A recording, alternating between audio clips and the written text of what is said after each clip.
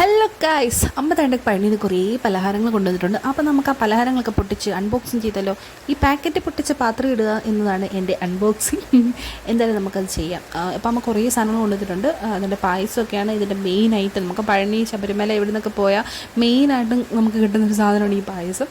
അപ്പോൾ അതുണ്ട്, ഇതിൻ്റെ പൊരിയുണ്ട്, പിന്നെ എൻ്റെ ഫേവറേറ്റ് ഐറ്റം മക്രോണി ഉണ്ട്, ചിപ്സ് ഉണ്ട്, അങ്ങനെ കുറേ ഐറ്റം ഉണ്ട്. എല്ലാം 2-3 വെച്ച് വാങ്ങിച്ചിട്ടുണ്ട്. കാരണം ഇതൊക്കെ എനിക്ക് 2 ദിവസത്തേക്കേ ഉള്ളൂ. അപ്പോൾ നമുക്കിതെല്ലാം കൂടെ പൊട്ടിച്ചൊരു പാത്രത്തിലോട്ട് ഇടാം. അതെല്ലാം കൂടെ ആണ്ട പൊരി തന്നെ കുറേ അത്യാവശ്യം ഉണ്ടായിരുന്നു. ആ പൊരി പാത്രത്തിലോട്ട് ഇട്ടപ്പോൾ തന്നെ അത് ഏകദേശം നിറഞ്ഞു. ഇതിൻ്റെ കൂടെ നമുക്ക് ആ മുറുക്ക് പോലത്തെ ഒരു സാധനമുണ്ട്, അത് ഇച്ചിരി എരിവുള്ളൊരു സാധനമാണ്. അതും കൂടെ അതിനകത്തോട്ട് പൊട്ടിച്ചിട്ടു. പിന്നെ നമ്മുടെ ഈ മക്രോണി അത് ഹൈലൈറ്റായിട്ട് അത് ഇങ്ങനെ വിതറി ഒരുമാതിരി ബിരിയാണിക്കകത്ത് മുട്ട ഇട്ട പോലുണ്ട്.